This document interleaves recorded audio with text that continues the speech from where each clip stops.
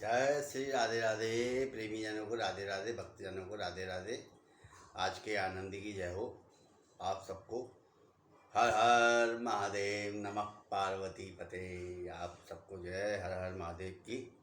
अब मैं आपको बता रहा हूँ सोमवार का चंद्र का तीसरा, चौथा, पांचवा और छठा भाव जो कुंडली के अंदर होता है, वो भाव मैं आपको बता रहा हूँ। शुभ और अशुभ कैसे होते हैं ये, और क्या फ़ायदा देते हैं और क्या नुकसान करते हैं जातक के लिए।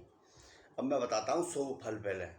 शुभ फल में ये है तीसरे भाव का। तीसरे भाव का शुभ फल है, जातक चरित्र उज्जवल होगा, उसका चरित्र उज्जवल होगा। और चंद्र के संग बुद्ध की अगर युक्ति है उसके पास, तो उसकी कुंडली में चंद्र के संग अगर बुद्ध है उसके पास कुंडली में, तो वो अपार धन पाता है, अपार धनवान धन बनता है। वो फिर उसके घर परिवार में खूब संपत्ति आती है। और झूठ से नफरत करता है वो इंसान। ऐसा जातक, झूठ उसको बिल्कुल जहर के समान लगती है। न्यायप्रिय होता है, विलक्षण प्रतिभा होती है उसके अंदर।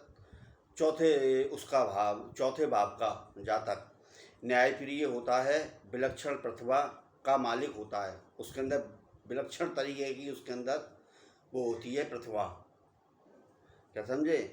और पांचवें भाव का जातक के माता पिता का स्नेह मिलता है उनको। माता पिता का स्नेह मिलता है, गुणवान होता है, विद्वान होता है।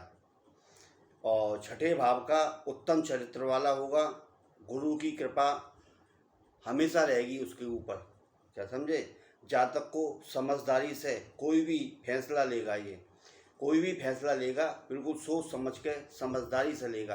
ये नहीं है और हाँ में हाँ मिलाने वाला, ऐसा जातक नहीं होता है। अब मैं बताता हूँ इनके अशुभ फल। इनके अशुभ फल क्या होते हैं।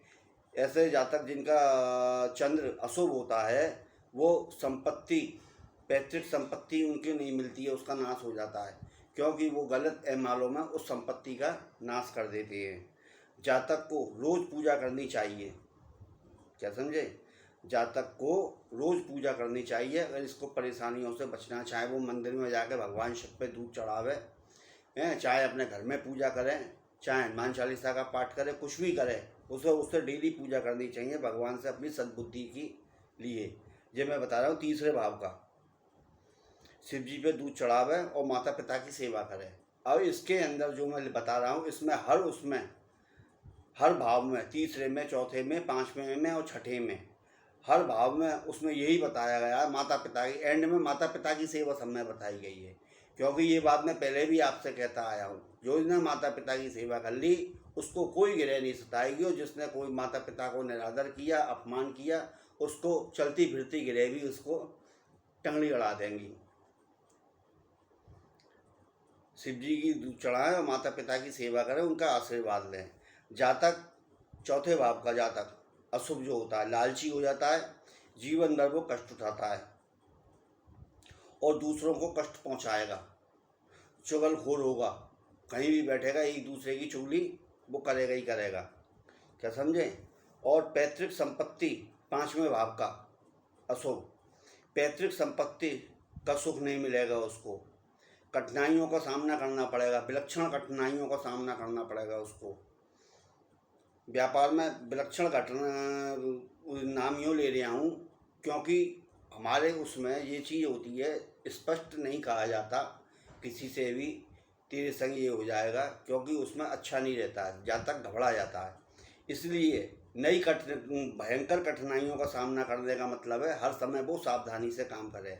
गाड़ी वाड़ी सब चीज़ जो भी काम करे बिल्कुल सावधानी से काम करे हैं। और व्यापार में घाटा हो सकता है, लापरवाही करेगा तो व्यापार में घाटा हो जाएगा। अच्छा, अब छठे भाव का बुद्धो, वो छठे भाव का चंद्र बता रहा हूँ। दुर्घटना भयंकर तरीके की, जिसमें शरीर के एक अंग का भी नुकसान हो सकता है। सावधान रहें। जातक अल्पायु होता है, जिसका छठे भाव में चंद्रमा अशुभ होता है, उसके लिए। अब मैं इसका बता रहा हूँ टोटका, इसका उपाय। इसका आप उपाय करें, उससे आपका अशुभपना दूर हो जाएगा। चांदनी रात में दूध से भरा चांदनी रात हो रही हो जिस दिन, उससे दूध, कच्चे दूध से अपने सिर को धोएं, फिर बाद में पानी से धो दें। कन्या को, अगर आपके घर में कन्या ने जन्म लिया है तो उसको चंद्र की चीज़ें बाँटें। चंद्रमा की जो चीज़ें होती है वो चीज़ें बाँटनी चाहिए। ये तीसरे भाव का। अब चौथे भाव का है पीपल की जड़ में दूध चढ़ावें। पीपल की जड़ में दूध चढ़ावें, रात को दूध ना पीवें। चावल, चीनी सफ़ेद कपड़े में बांधकर और सफ़ेद रंग के 2 फूल रखकर उसके ऊपर, सफ़ेद रंग के 2 फूल कोई से भी ले लो, फूल रखकर और उसको अपनी प्रार्थना कह के, भगवती से जो भी है, अपने माता रानी से, भगवान भोलेनाथ से प्रार्थना करके उसे पानी में प्रभा दें। पानी में, बहते पानी में, जमुना जी, गंगा जी जो पास में हो, बहती हुई पानी में उसको प्रभा कर दें, चढ़ा दें।